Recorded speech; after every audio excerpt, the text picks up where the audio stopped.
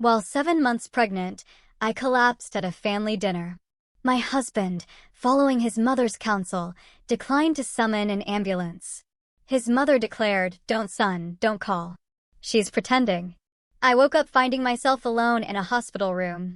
Yet there, I uncovered a secret that left both me and the medical staff speechless. I never thought I'd be telling this story out loud. Even now, over a year later, my hands actually shake just thinking about it. But I have to share what happened, because it's the only way to truly free myself from the unbelievable weight I've been carrying. Have you ever felt like your entire life was a beautiful, carefully constructed lie, only to have it ripped apart by the two people you trusted most? My name is Emily Johnson, I'm 32, and just a year and a half ago, I genuinely thought I was living a dream. I had David, my loving husband of 5 years, a cozy apartment, and a good job as an editor. But the biggest joy? After years of trying, I was finally pregnant. It felt like a miracle. We were both so excited, preparing for our baby's arrival. Or so I believed. The only storm cloud in our perfect marriage was David's mom, Linda. From day one, she made it clear I wasn't good enough for her precious son. Not pretty enough, not successful enough, not from the right kind of wealthy family. In our early years, she constantly meddled, criticizing my cooking, my ironing, even my ambition. Every single visit ended with me in tears and David defending her, always saying I misunderstood, that she was just worried and wanted to help. Over time, I learned to tune her out, to just smile and avoid her as much as possible. David, though, still visited her weekly and called her daily. It worried me sometimes, this intense attachment, but I pushed it down. He was still attentive and loving with me. Then I got pregnant. And suddenly, Linda did a complete U-turn. She called, asked how I was feeling, offered help. I was shocked by the change. David said she was just thrilled to be a grandmother, that she'd always dreamed of grandkids. I believed him. I even thought, maybe, just maybe, we could finally get along. My pregnancy was going well. Some morning sickness, a bit of anemia, but nothing serious. I worked until my 6th month, then went on maternity leave. David was there for me, helping around the house, coming to doctor's appointments. Though, as time went on, he started skipping some, always blaming work. Then came my 7th month and an invitation to my cousin Sarah's birthday. I didn't want to go, I was tired, dizzy swollen. But Sarah insisted, "You have to come, Emily. The family wants to congratulate you in person." And David insisted too. The party was at a small cafe nearby, maybe 15 people. I kept to myself, barely ate, and didn't touch the non-alcoholic champagne. David sat beside me but was glued to his phone, smiling at the screen. I just assumed he was texting colleagues or maybe even his mom. About 2 hours in, I started feeling genuinely unwell, dizzy, nauseous, black spots dancing in my vision. "David," I whispered, "we need to go home." He brushed me off. "Wait, they haven't even brought the cake yet." I stumbled to the bathroom, hoping cold water would help, clinging to the walls because my legs felt like jelly. At the mirror, I tried to breathe deeply, like in prenatal classes, but it only got worse. When I got back to the table, I could barely get the words out. "David, I feel really bad." He looked annoyed, but finally stood up, apologized to the guests, and said we had to leave. Outside, the cool evening air cleared my head a little, but the weakness remained, and the nausea intensified. In the taxi, the dizziness returned. I barely remember the ride home, just struggling up the stairs. The elevator had been broken for a week. On the 3rd floor, I lost my balance and grabbed the railing. "Emily, come on, you're fine." "You're just tired," David said, his voice impatient. "David, I'm not fine. Please, call an ambulance." He actually rolled his eyes and reached for his phone, but then, the intercom buzzed. It was Linda. "Son? I decided to stop by to see how you're doing." 5 minutes later, she was inside. Seeing me collapsed on the couch, eyes closed, she pursed her lips. "What? Feeling sick again?" "Oh, Emily, you should stop listening to every little thing your body tells you. Pregnancy isn't an illness." I carried David, worked until the last day, and kept up with all the housework. And you've been on leave for 2 months already, just resting. I didn't answer. I had no strength, and it was useless anyway. Linda always knew best. David told her we'd been at Sarah's, that I'd gotten sick and wanted an ambulance. An ambulance? What for? You'd just waste the doctor's time. They're saving real patients, son. This is just normal tiredness. Give her some calming drops. Let her rest quietly and she'll be fine. David obediently went to the kitchen. Linda sat beside me, lowering her voice. Emily, I know what you're doing. You're manipulating my son, using this pregnancy to tie him to you even more. But it won't work. David's a smart boy. He sees through it. I wanted to scream, but a new wave of weakness hit. My arms and legs went numb. I felt myself sinking into darkness. The last thing I heard was Linda's voice. Don't, son. Don't call. She's pretending. I woke up in a hospital bed. White ceiling, a lightning-shaped crack. The smell, disinfectant, medicine, something else unsettling. I tried to lift my arm. It was hooked up to N4. I turned my head and saw a monitor tracking 2 heartbeats, mine, steady and calm, and the baby's, inside me, racing. Fear surged. I tried to sit up, and a nurse appeared, young, tired but kind. Easy, easy. Stay still. How do you feel? Where am I? What happened? Who brought me here? You're in the county hospital, maternity pathology ward. The ambulance brought you in. Your condition was serious. Preeclampsia, high blood pressure, risk of placental abruption. You're better now, but you mustn't stress. And the baby? Is the baby okay? Yes, the baby's hanging in there, but you both need rest and treatment. The doctor will be here soon. Your phone came with you if you want to call your husband. She handed me my smartphone. The screen was cracked like a spiderweb, but it still worked. I unlocked it. Several missed calls from David and a couple of messages. Emily, how are you? Text me when you wake up. Sorry, I can't come right now. Mom said you need rest and that visiting will only make things worse. Call me when you can. I put the phone aside, closing my eyes. Hurt. Anger. I was in serious condition, my baby at risk, and my husband didn't even come. And once again, Linda was behind it, manipulating David, and he listened to her instead of me. An hour later, the doctor came, a plump, kind woman. Well, Emily, you gave us quite a scare. Good thing the ambulance got to you in time. Any later, and the consequences could have been irreversible. Thank you, I said, a lump in my throat. Who called the ambulance? I passed out at home, and my husband didn't want to call. The doctor looked surprised. According to our records, it was a neighbor. She said she heard noise from your apartment, then calls for help. When the team arrived, the door was open, and you were lying unconscious on the floor alone. Alone. David and his mother had just left me there. Pregnant. In danger. I couldn't wrap my head around it. Now about your condition, she continued, you have preeclampsia, a serious complication. High blood pressure, protein in your urine, swelling. Signs your placenta isn't working properly. We'll keep you here, probably until delivery. If things worsen, we'll do an emergency C-section. For now, conservative treatment. And the baby? Is the baby okay? She hesitated.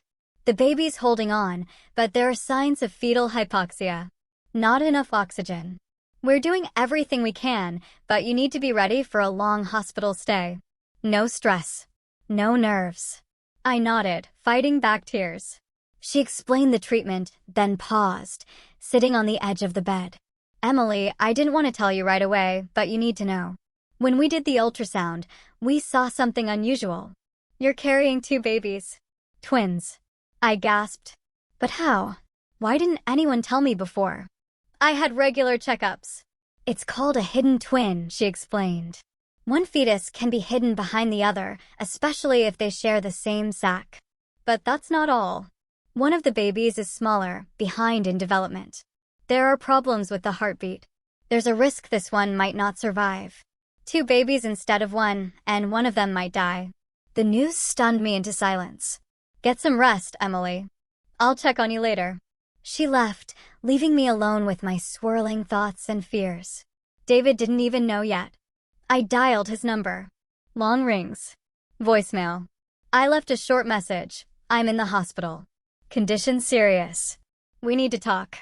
Then I called my mom, 250 miles away. She was shocked, said she was leaving immediately. Next, my college friend Jessica, who knew all about David and Linda. She was furious at their behavior and promised to bring essentials, toothbrush, clean clothes. That evening, I tried to sleep, but it wouldn't come. The monitor beeped, tracking 2 tiny heartbeats.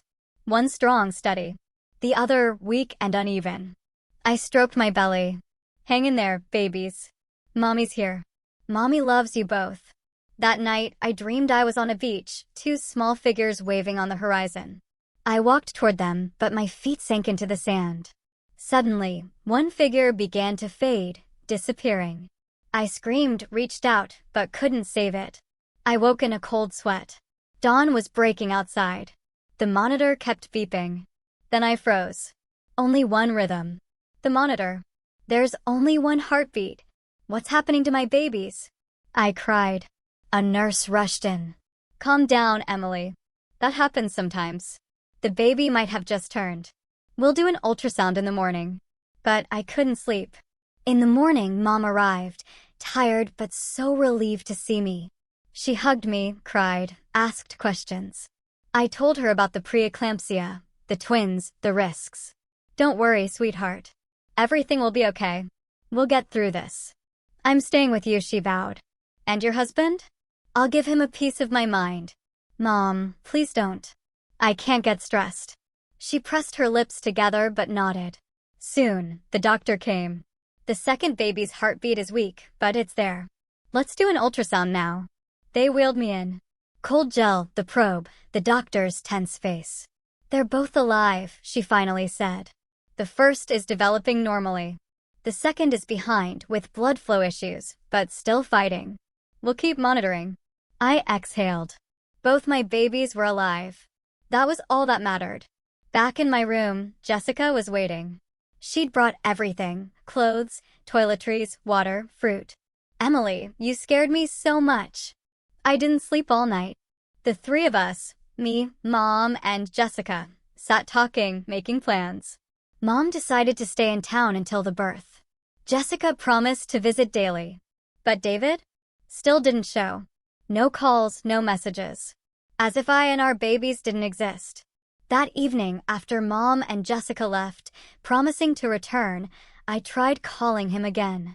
This time, he answered. His voice was tense, distant. Emily, how are you? Sorry I couldn't pick up before. I was busy. Busy? I'm in the hospital, in serious condition. And you were busy doing what exactly? Emily, please don't start. I've had a lot of work and Mom's been sick, so I was with her. Anger boiled inside me, but I remembered the doctor's warning, no stress. I took a deep breath, trying to keep my voice calm. David, I have a serious pregnancy complication. Preeclampsia, high blood pressure, risk for both me and the baby. And there's more. We're having twins. 2 babies, not 1. Silence. Twins? Are you sure? Why didn't they tell us earlier? I explained about the hidden twin, the developmental delay, the risks. He listened, silent. I waited for any reaction, joy, worry, something. I'll come tomorrow. I promise. But I have to go now.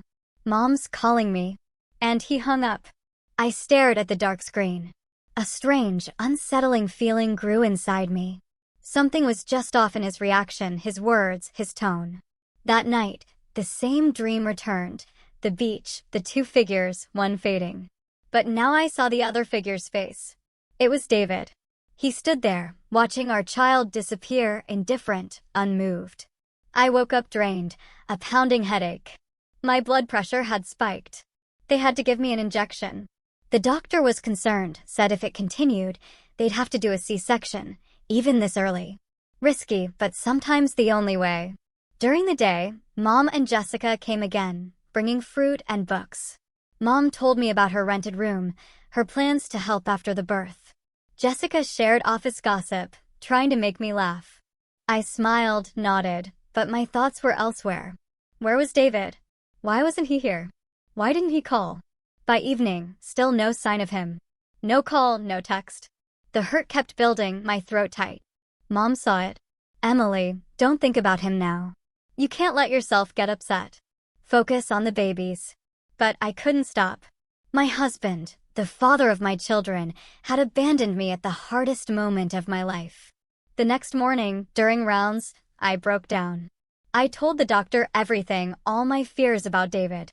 She listened closely, then sat beside me, taking my hand. Emily, I'm not a psychologist, but as a doctor, I can tell you this. Your emotional state directly affects your health and your baby's health. Right now, you need to focus on yourself and them. Everything else can wait. I'm trying, really, but I can't stop wondering. Why is he doing this? What did I do wrong? She paused, as if deciding whether to say more. In 20 years of practice, I've seen many situations. Sometimes men can't handle the pressure, especially with pregnancy complications or sick children. Not everyone is ready to carry that weight. But it's not your fault. Her words calmed me a little, but the bitterness stayed. Could David really be that kind of man? Later that day, lying with my eyes closed, I heard the door open quietly. I assumed it was a nurse, but then I caught a familiar scent, his cologne, mixed with cigarette smoke. I opened my eyes. He was standing by the door, shifting awkwardly, holding a bouquet of white roses, my favorite. "Hi, can I come in?" he asked. I nodded, fighting conflicting emotions, relief he'd come, but anger it had taken so long. He put the flowers in a vase and sat beside me. He looked awful, pale, drawn, dark circles under his eyes. "Sorry I didn't come yesterday, Emily. I couldn't. All of this, it's just so unexpected. Twins, pregnancy complications. I was scared. Scared of responsibility. Scared there might be problems with the babies. Do you think I'm not scared, David? It's my body.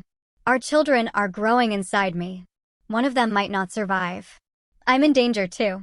But I can't run, hide, pretend nothing's happening. I have to be strong. For me, for them, for all of us." He lowered his head. "I know. I've been weak and selfish, thinking only about myself and my fears." "Your mom said." I began, then cut myself off sharply. "What does your mom have to do with this, David? Was it her idea for you not to come? To leave me unconscious on the floor at home? To ignore my calls?" He looked up, confusion, guilt, and fear in his eyes. "Emily, don't. Mom has nothing to do with this. She's just worried." "Worried about the kids? The ones you abandoned? One of them could die at any moment.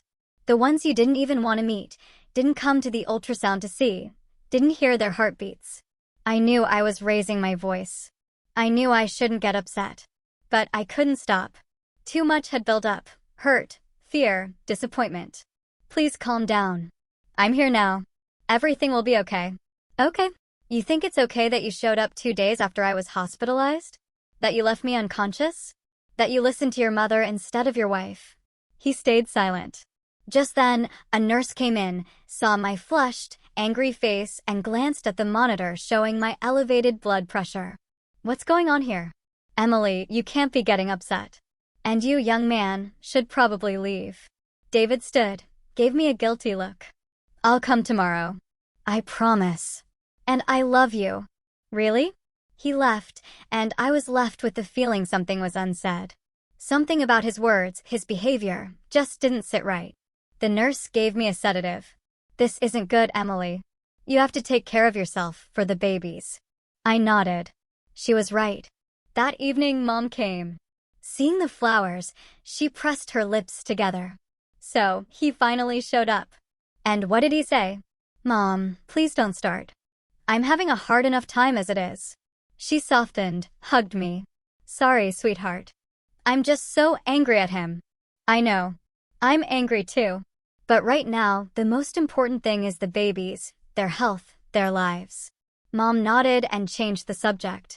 That night, the same dream came again. The beach, the two figures, one fading away. But now I could see the second one. It was Linda. She stood watching as my child vanished, a triumphant, cruel smile on her face. I awoke in a cold sweat. The monitor showed 2 heartbeats. One strong, the other weaker, but steady. My babies were alive, both of them, and I had to do everything to keep it that way. In the morning, the doctor checked me over. Emily, your blood pressure has stabilized, which is good, but you need to continue treatment, stay on strict bed rest, and avoid stress. That's crucial. Doctor, tell me, do they have a chance? Both of them? Could they both be okay? She hesitated, then answered honestly. There's always a chance. The first baby is developing normally and most likely will be fine. The second one is smaller, weaker, with blood flow issues. But babies can surprise us sometimes. The weakest are the ones who fight the hardest. So yes, there's a chance. But you need to be prepared for anything. I nodded. I understood no one could give me a guarantee. But the fact that a chance existed was enough. I had to hold on to it. That afternoon, David came. No flowers this time, but a bag of fruit and juice. He looked better, more composed, calmer. Hi, how are you feeling? Better. My blood pressure is stable. The babies are okay as much as they can be. He sat beside me, his fingers cold and trembling slightly. Emily, I want to apologize for everything. For not being there when you were admitted. For not answering your calls. For leaving you in the apartment that day. I stayed quiet, waiting for more. I panicked when you fainted. I didn't know what to do. Mom said we shouldn't call an ambulance, that you were just tired and needed rest. I believed her. She's my mom. I've always trusted her. Then we left. She said she needed me to walk her home, that you'd be fine, that you'd wake up soon. I listened in disbelief. They had simply walked away. Left me unconscious. In danger. Because his mother told him to. And you didn't think to come back? To check on me? To make sure I and the babies were okay? He lowered his eyes. I thought about it, but Mom said it would look like I didn't trust her and that it would hurt her feelings. And I listened to her again. His voice was full of despair, helplessness. David, do you realize what could have happened? I could have died. Our babies could have died because you listened to your mother instead of using your own judgment. He nodded without looking up. I know, and I'm not asking for forgiveness, because something like that can't be forgiven.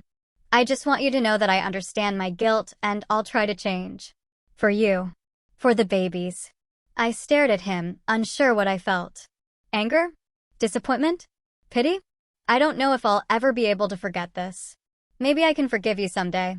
But forget? No. Right now, I have to focus on the babies and on myself. Everything else comes later. He nodded. I understand. I'll be here. I'll come every day. Help however I can. And I'll talk to Mom. Make her understand she's wrong. I gave a faint smile. I'd heard that promise before. All right, David. Talk to her if you can. At that moment, a nurse came in with a new 4 and some pills. David stood and kissed my forehead. I'll come tomorrow. And I love you, Emily. Really. He left, and that same sense of something unsaid lingered, like he was keeping something from me. The nurse set up the 4, gave me the pills, and checked the monitor. Everything looks good, Emily. Both babies are holding on. Especially the second one. His readings have improved. I smiled. It was the first truly good news I'd had in a long time. That evening, Mom and Jessica came. Homemade chicken soup, fruit salad, fresh magazines. Mom talked about her plans, Jessica, office gossip. I listened and smiled, but my thoughts kept drifting back to David's words, his promises. After they left, I picked up my phone to check my email. I hadn't looked in a while. I skimmed through, deleting junk. Then I noticed something odd. In the deleted folder, an email from David. But I couldn't remember him ever emailing me. We always used the phone or messaging apps. I opened it and froze. It wasn't for me. Then I remembered. A few months ago, his laptop broke and he'd used mine to send some documents quickly. I'd given him my email password. He must have forgotten to log out. He'd sent this email, thinking it was his own account. When he realized, he deleted it, but it stayed in the trash folder. I began to read. With each line, the ground seemed to fall away beneath me. Dear Anna, I can't get you out of my head after our last meeting. Everything we talked about feels so right, so real. I know I'm being cruel to Emily. I know I should tell her the truth, but now, while she's pregnant, I can't. It would destroy her. I spoke to Mom. She thinks I should stay with Emily until the birth, Make sure the baby is fine. And then we can be together, you and me. I love you, Anna, more than life. And soon, nothing will stand between us. Kisses, D. I read the letter over and over, unable to believe it. David was cheating on me. And his mother knew. More than that, she approved. She was advising him to stay with me only until the babies were born, then leave me. The email was sent 3 months ago, when I was 4 months pregnant. When David and I were picking names for the baby, talking about decorating the nursery. And all that time, he'd been lying to me. I felt sick. My whole body shook with rage and pain. This was betrayal. Cold. Calculated. Betrayal. I needed to talk to someone, but not Mom. She wouldn't be able to hold back. Not Jessica. She'd be too emotional. I needed someone calm and wise. I pressed the call button for the nurse. Could I see the doctor if she's still here? A few minutes later, the doctor came in. One look at my face and she was on alert. Emily, what happened? Are you feeling unwell? No, physically I'm fine, but I just learned something, and I don't know how to live with it. I handed her my phone with the open email. She read it, frowned, then looked at me with sympathy. Emily, I'm not a psychologist, but as a woman, I'll say this. Things like this happen. Men can be weak, selfish, even cruel. And from the looks of it, your husband is exactly that. What am I supposed to do? I'm pregnant, in the hospital, with complications, carrying twins, one baby is in danger, and now I find out my husband is cheating and planning to leave me. And his mother knew all along. She sighed and sat beside me. Right now, you need to think only about yourself and the babies. Everything else comes later. When you've given birth, recovered, and are ready to make decisions. For now, keep going. Don't let him know you found out. Don't start a scene. Protect your nerves and your health. But how? How can I pretend nothing happened? It's hard. Very hard. But you have to. For the babies. They're innocent, and they shouldn't suffer because of who their father is. I knew she was right. Logically, I understood, but emotionally, I wanted to scream, cry, smash dishes. I wanted to call David right then and spill everything I thought of him. The doctor, as if reading my mind, shook her head. Emily, don't. Not now. Wait until after you've given birth, until you and the babies are safe. Then you can decide how and with whom you want to live. I nodded, feeling tears run down my cheeks. She was right. Right now, their lives were what mattered. Everything else could wait. She gave me a sedative and stayed by my side until I began to drift off. The last thing I remember before sleep took me were her words, "You're strong, Emily. You'll get through this. Completely through this." That night, I dreamed of the beach again. The 2 figures on the horizon. But this time they didn't fade or disappear. They stood firm and called out to me. I walked toward them, and the sand no longer pulled at my feet. I walked easily, freely, to my children. Only to my children. In the morning, I woke with a new sense of clarity. I knew what I had to do. Not now, just as the doctor had said. For now, I had to focus only on the babies and their health. But later I would be strong. For myself and for them. Without David. Without his mother. Without their lies and manipulation. A nurse came in with my morning medication and breakfast. She checked my blood pressure, listened to the baby's heartbeats. Everything's good, Emily. Both babies are fine, especially the second one. His numbers have improved a lot overnight. Like he's decided to fight to live. I smiled. That was the best news I could get. My babies were alive, fighting, refusing to give up. And I wouldn't give up either. For them. In the afternoon, David came, with fruit, magazines, and a smile. I looked at him and thought, how could I have missed the falseness in his words, in his eyes? How are you feeling today? How are the babies? Better. Much better. They say things are improving. Both babies are doing well. He nodded, sat next to me, and took my hand. I forced myself not to pull away, not to show that something had changed, that I knew the truth. I'm glad, really glad. And I spoke with Mom. I told her she was wrong, that leaving you without help was irresponsible. I could see he was lying. Probably inventing this talk with his mother. Or maybe they'd spoken, but about something else entirely. About the mistress. About how to keep deceiving me. And what did she say?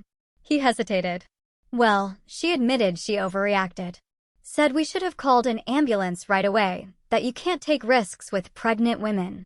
I nodded, pretending to believe him, while inside, I burned with anger and pain. David talked about work, projects, plans. I half listened, nodded, smiled, playing the role of the trusting wife. When he left, I exhaled with relief. Pretending was harder than I thought, but I had to. For the babies. That evening, Mom and Jessica came. I didn't tell them what I'd found. I didn't want fights or drama. There would be a time for that. Right now, the babies came first.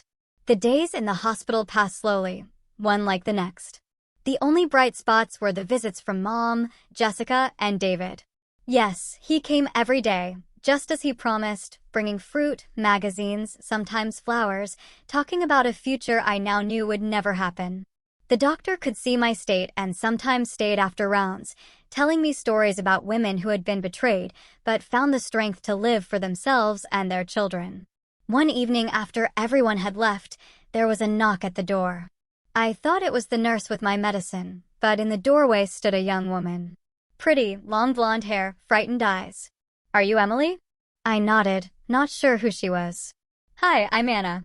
I need to talk to you. It's important. My heart skipped a beat. Anna. The one David had written to. His mistress. She stepped inside, closing the door behind her. She looked nervous, fidgeting with her bag strap. I didn't know if I should come. I hesitated for a long time. But then I decided, you need to know the truth. I stared at her, thinking only one thing. She doesn't know that I already know. I've been seeing your husband for 6 months. We met at a corporate event. He came to audit our branch. At first, it was just light flirting, conversation. Then it got serious. Or at least I thought it did. She spoke quickly, afraid I might interrupt. I stayed silent. David told me your marriage was a mistake, that you didn't understand each other, that you'd been living like roommates for a long time, that you were planning to divorce, but then you got pregnant and he couldn't leave you like that. He said he had to stay until the baby was born, make sure everything was fine, and then we'd be together. I realized he'd been lying not only to me but to her. I believed him. But then I overheard a conversation between him and his mother. They didn't know I was nearby and what I heard. She trailed off. What did you hear? Anna looked up at me, her eyes full of tears. His mother said he needed to get rid of the baby. That then nothing would keep him with you. That they could arrange it so you'd lose the baby and no one would suspect a thing. She talked about some pills that could be slipped into your food or drink to cause a miscarriage, but make it look natural. And David, he didn't object. He agreed. Said it was the only way. The room spun. It was too monstrous to process. I was in shock. I ended things with him right away. Then I heard you were in the hospital with complications and I thought, what if they've already done it? It all fit. My collapse at the family party. David's refusal to call an ambulance. His mother's words, don't call. She's pretending. They knew why I was sick. Because they'd done it. When did you hear this conversation? 3 days ago. I went to his place, but he wasn't there. His mother was. She was talking to him on the phone. 3 days ago. The day after I told David about the twins, and that one was weaker. They decided to help nature along. I didn't know what to do. I wanted to go to the police, but I have no proof. Then I decided to tell you so you could be careful. I looked at her and felt a strange connection. We had both been deceived by the same man. Thank you for coming and telling me. She looked at me in surprise. You? You're not angry? You don't blame me? No. I knew about you. I found his email by accident, but I didn't know about the plan to get rid of the babies. Now I understand why I'm here in the hospital, why my pregnancy was at risk. Anna lowered her head as if ashamed, but she had nothing to be ashamed of. She wasn't the one cheating on her spouse. She wasn't planning the murder of unborn children. Anna, what will you do? I sighed. That was a complicated question. I don't know. For now, I'll just protect my children however I can. Later, I'll figure it out. She nodded, understanding I needed time to think, to decide my next move. If I can help in any way, here's my number. She handed me a piece of paper. I took it, folded it, and put it in the nightstand. "You have nothing to apologize for," I said. "You're a victim, too. Just like me." She gave me a small smile, nodded, and quietly left. I was alone again, with new knowledge, new understanding of the situation, and a new fear. If David and his mother were capable of this, what else could they do? What would they try when they realized their plan had failed, that the babies were alive and would soon be born? I pressed the call button for the nurse. I wanted to speak to the doctor, to tell her about what I just learned, about the new danger. But it wasn't my doctor who came. It was the on-duty physician, a young man I'd never seen before. He listened carefully, asked a few questions, then frowned. "Emily, what you're describing is a very serious accusation. Attempted murder. Poisoning. If it's true, the police need to be involved. But I have no proof. Just the word of a woman who overheard a conversation, and the fact that I ended up in the hospital with complications right after that family gathering where David and his mother were." He thought for a moment. "Let's run some tests. We'll check if there are any traces in your blood of drugs that could have caused pregnancy complications. If there are, it will be proof." I agreed. It was a chance. A chance to catch David and his mother in an attempt to kill my babies. The doctor drew my blood and said the results would be ready tomorrow. He advised me not to tell anyone about my suspicions. Not my husband. Not my mother-in-law. Not even my mom or my friend. The fewer people knew, the safer it would be for me and the babies. That night, I barely slept. I lay there listening to the steady beeping of the monitor. 2 heartbeats inside me. 2 tiny human beings who had almost become victims of their father's and grandmother's selfishness. In the morning, during rounds, the on-duty doctor gave me a signal and came over when we were alone. "Emily, the results are in. Your blood shows traces of misoprostol. In small doses, it causes uterine contractions and can lead to miscarriage, especially if the pregnancy is already complicated." My throat tightened. So it was true. They really had tried to kill my babies. To poison me and cause a miscarriage. What now? Medically, we continue treatment. The drug is already leaving your system. The concentration is low. Legally, you can go to the police. You have evidence. And if I wait until after I give birth? In 2 weeks, the drug will be completely gone from your system. But we can preserve the test results. There'll still be proof. I nodded. It was a reasonable compromise. I'd have the evidence, but I wouldn't risk putting myself and the babies through the stress of an investigation now. And one more thing, Emily, be careful. Don't eat or drink anything brought by your husband or his mother. Only hospital food or what your mom or friend brings. I'd already been following that rule ever since I found out about David's betrayal. After he left, I lay there for a long time, thinking about how everything I thought was solid had crumbled. My husband's love, our marriage, our plans. It was all a lie. And worse, behind that lie was real evil. In the afternoon, David came with fruit, juice, and a smile on his face. "How are you today? How are the babies?" "Everything's fine. The doctors say things are improving. My blood pressure is stabilizing and the babies are okay.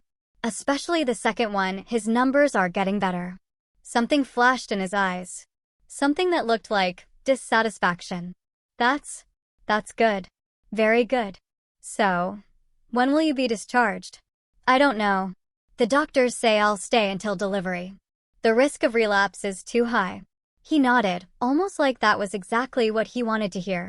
He took out the fruit and juice and set them on the nightstand. "Here." I brought apples, oranges, grapes, and pomegranate juice. "It's good for hemoglobin." "Thanks, but I can't." The doctors banned everything except hospital food. Strict diet for preeclampsia. The lie came easily.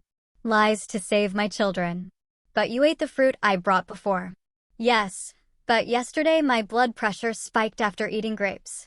Now it's only hospital food." He nodded, but I could tell he didn't believe me. Still, he took the fruit back home. We chatted about the weather, the news, movies. I kept calm, hiding the fact that I knew about his betrayal and the attempt on my babies' lives. When he left, I exhaled in relief. Pretending was getting harder, but I had to. For the babies. That evening, Mom and Jessica came. I didn't tell them the truth either. Everything in its time. The days in the hospital passed slowly, but I was getting better. My blood pressure normalized. The swelling went down. My tests improved. And most importantly, the babies were doing well, too. Especially the second one who had been behind before. Now, his numbers were almost the same as his brother's. The doctor was pleased. If things keep going like this, we can make it to 35 weeks. That's a good term for twins. And if it happens earlier, at the first sign of trouble, emergency C-section. But for now, everything's going well, especially since you started following our strict diet. Her knowing smile told me she was aware of the test results and supported my little lie. David kept coming every day, but now without fruit or juice. Only magazines, books, flowers. I kept playing my role, pretending to believe every word. One day, he didn't come alone. He brought his mother. Linda looked smug, in a new suit with perfectly styled hair and a heavy gold pendant around her neck. I tensed when I saw the woman who, along with her son, had planned to kill my children, her own grandchildren. Linda. Emily, you gave us all such a scare. But it's okay. The important thing is you're better now. The doctors say you're recovering and that the baby is fine. I forced myself to smile. The baby is Linda. We're having twins. 2 boys. I caught the same flicker in her eyes that I'd seen in David's recently, displeasure. Disappointment. She too had been expecting a different outcome. Expecting their plan to work. For the babies to die. Yes. Yes, of course. Twins, David told me. What joy. What happiness. She said the right words, but there was no sincerity in her voice, only fake sweetness. I looked at her and wondered how I had never noticed the act all these years, how I had believed she'd ever accept me, let alone love me. Linda sat on the edge of the bed and took my hand. I forced myself not to pull away.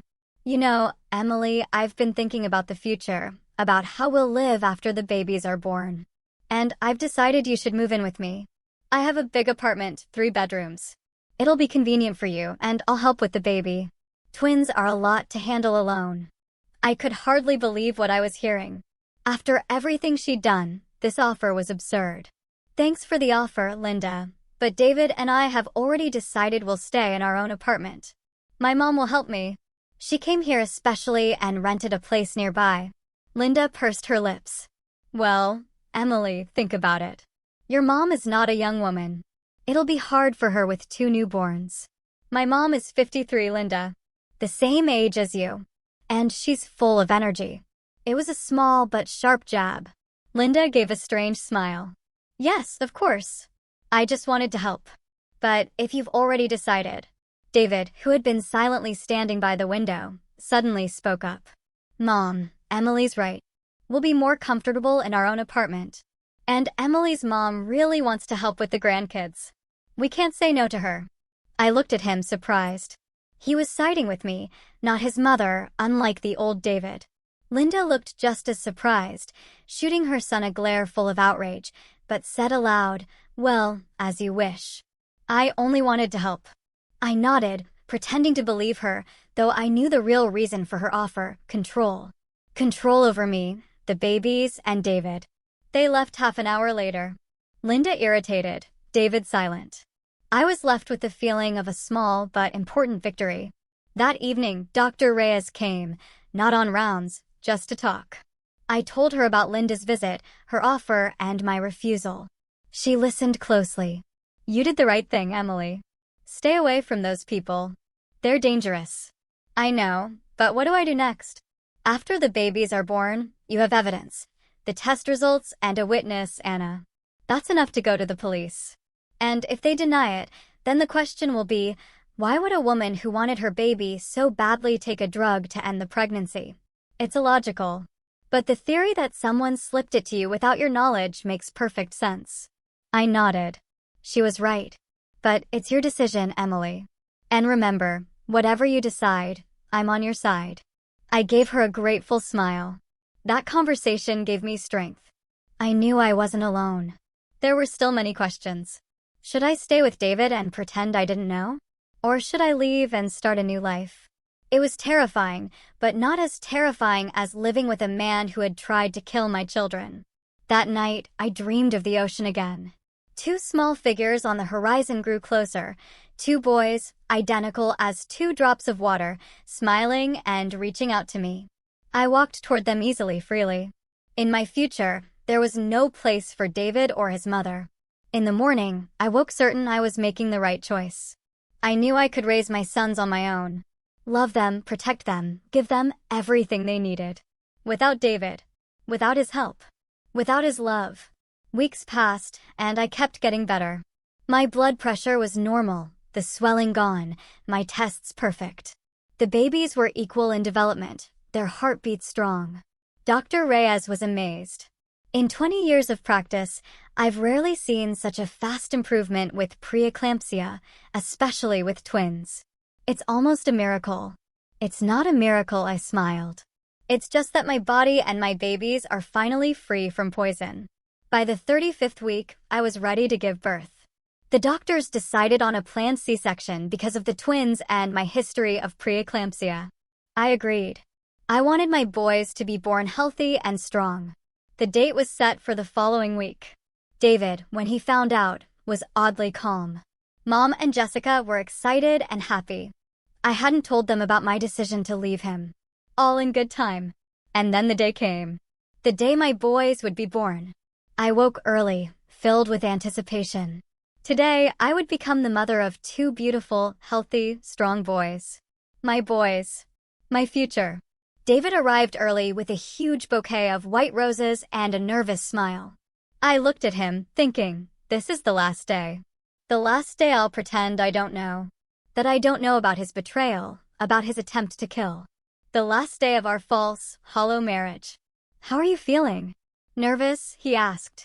A little, but mostly excited. Today I finally get to see our sons. Finally, hold them. He nodded, put the flowers in a vase, sat beside me, and took my hand. His fingers were cold and damp. He was nervous, not from happy excitement, but because his plan had failed. Today, the children he had tried to kill would be born healthy, strong, alive. I'll wait in the hallway during the operation, and then I'll be the first to see our boys, he said. I gave a faint smile. No, not the first. I would be the first. I was their mother, the woman who had protected them from their father and grandmother. They wheeled me into the operating room around 10 a.m. White walls, bright lights, the smell of antiseptic. I lay on the table, listening to the doctors' voices, thinking about my boys, what they'd be like. Our life without David and Linda, without their lies and betrayal. There was no pain, only a strange pressure low in my abdomen. Then came the first cry, loud and indignant, my firstborn. A minute later, the second cry, just as strong. The one who had once lagged behind was born as robust as his brother. Dr. Reyes, assisting in the surgery, smiled. Congratulations, Emily. Two beautiful, healthy boys. 5 APGAR points each. They showed them to me. Identical. Perfect. My sons. My future. I cried from happiness and a love I had never felt before. After the surgery, they moved me to my room. David was there, pale, tense, with a forced smile. Linda stood beside him, just as pale. How are you? How are the babies? He asked. We're all fine. The boys are healthy and strong. 5 points each. I caught the flicker of disappointment in their eyes. They had expected a different outcome. That's wonderful, Emily, Linda said. When can we see them? Soon. They're being checked now. Then they'll bring them to me for the first feeding. They nodded, exchanging a glance that made me uneasy, but I was too happy to dwell on it. A nurse came in. Sorry, the patient needs rest. Please come back tomorrow during visiting hours. David started to protest, but Linda stopped him. Of course, we understand. Emily needs her rest. They left, and I breathed in relief. Finally alone. An hour later, they brought the babies, 2 tiny bundles in blue blankets. The nurse helped me sit up and place them in my arms. I couldn't tell them apart yet, but I knew I'd learn. I nursed them, first one, then the other. It was new, but it felt so right. I swore I would always be there for them, protect them from the world, even from their father and grandmother. After feeding, They were taken back to the newborn ward for special care. I lay there smiling. I was a mother, despite everything that had happened. That evening, Mom and Jessica arrived, excited and glowing. They were allowed to see my boys through the glass. "Emily, they're so beautiful, so perfect," Mom said. "Two little angels, and they look so much like you as a baby." I was glad she saw my reflection in them, not David's. "Have you chosen names yet?" Jessica asked. I thought for a moment. David and I had discussed options before. But that was before I learned the truth. Now, I wanted new names. Names I chose myself. I'm thinking Ethan and Matthew. Ethan means strong. Matthew means gift from God. Because they're both the greatest gift of my life. Mom and Jessica nodded in approval. We talked late into the evening about the future, but I didn't mention my plan to leave David. I didn't want to darken the day. That night, they brought the boys again for feeding. I held them and felt so much love my heart could burst. In the morning, Dr. Reyes came, checked my stitches. "You're healing well, Emily. If it continues like this, we can discharge you and the babies in a week." Home. The word made me pause. Not to the apartment where they had tried to poison me. "No, Dr. Reyes, I'd like to speak with you in private. It's important." "Of course, I'll stop by after rounds," she said. Around 11 o'clock, David came with flowers and toys, his eyes watchful. "How are you feeling? How are the boys?" "Good. They're both fine," I replied. He gave me a quick look, as if he suspected something. "What do you mean, despite everything?" I took a deep breath. No, not time for confrontation yet. First, I had to make sure I had a plan. A plan to live without him, without Linda, without their lies and betrayal. I just mean they were born early. The doctors said there could be problems, but there aren't. They're perfectly healthy. He relaxed, nodded, believed me, or pretended to. I'm glad. Really glad. They are. They are our future, Emily. Our sons. Our family. I looked at him and thought, how can he say those words? Pretend to love the children he tried to kill? We talked for a few more minutes about the boys, about plans, about a future I knew would never happen. I nodded, smiled, pretended to believe every word, even though I was boiling inside. When he left, promising to come back in the evening, I breathed out in relief. Pretending was getting harder, but I had to, until I knew my children were safe. At noon, Dr. Reyes came as promised. She sat beside me. "What did you want to talk about?" "I'm not going back to my husband after I'm discharged." "I can't. Not after what I've learned." She nodded, unsurprised. "That's your decision, and I respect it. But where will you go?" "With 2 newborns. To my mom. She rented an apartment nearby, 2 rooms. She'll help until I'm back on my feet. Until I find work." Dr. Reyes nodded. "And your husband? What will you tell him?" "The truth. That I know about the affair, about his plan to leave me after the birth, about the attempt to poison me and cause a miscarriage. And that I'll never allow him near the children. He might deny it, and he has legal rights as their father. I have proof. The test results showing misoprostol in my blood, and a witness, Anna, who heard his conversation with his mother. That's enough to take away his rights and open a criminal case. And are you ready for that? For court, for publicity, for scandal." I hesitated. Part of me wanted justice, wanted him to be punished. Another part just wanted to start a new life without a trial, without the public knowing. "I don't know. You don't have to decide now. You have time. Think about it," Dr. Reyes said. "Whatever you decide, I'm on your side." After she left, I stared out the window for a long time. Yes, it would be hard and frightening. But for my boys, I was ready for anything. That evening, Mom and Jessica came with food, news, and warm smiles. I wasn't sure if I should tell them, but looking at their faces, I knew they had to know. "Mom, Jess, I need to tell you something. It's hard, but you have to hear it." And I told them everything, about David's affair, his plans, the attempt to poison me, and my decision to leave. They listened silently. Mom's eyes were filled with pain and anger. Jessica's with fury and a need to act. "Sweetheart, this is terrible. How could he?" Mom said, hugging me. "I don't know, Mom, but I'll never let them near my children." Never. He needs to be held accountable, Jessica said. Both of them should answer for trying to kill you and the babies. I'm thinking about it, but I'm not sure I'm ready for court and publicity right now. Don't decide now, Mom said gently. We'll be here for you. We'll help you with everything. Yes, we are. We're with you, Jessica added. And those people will never come near you or the kids again. I smiled through my tears, feeling endless gratitude. We discussed plans. Mom offered her apartment. Jessica offered to help with housing and legal matters. When they left, I felt calmer, more certain in my choice, a path without David. That evening, he came again, alone, without his mother. The same fake smile. How are you feeling? How are the boys? We're good. The doctors say if things stay this way, we'll be discharged in a week. He sat next to me and took my hand. I've prepared everything at home. Bought cribs, a twin stroller, toys, clothes, everything you need. I nodded, not telling him I'd never return there. And my mom helped. She's so worried. She wants to be useful. Inside, my anger flared, but I stayed calm. I thought maybe we should still move in with my mom. She has a big apartment, 3 rooms. It'll be comfortable and she'll help with the kids.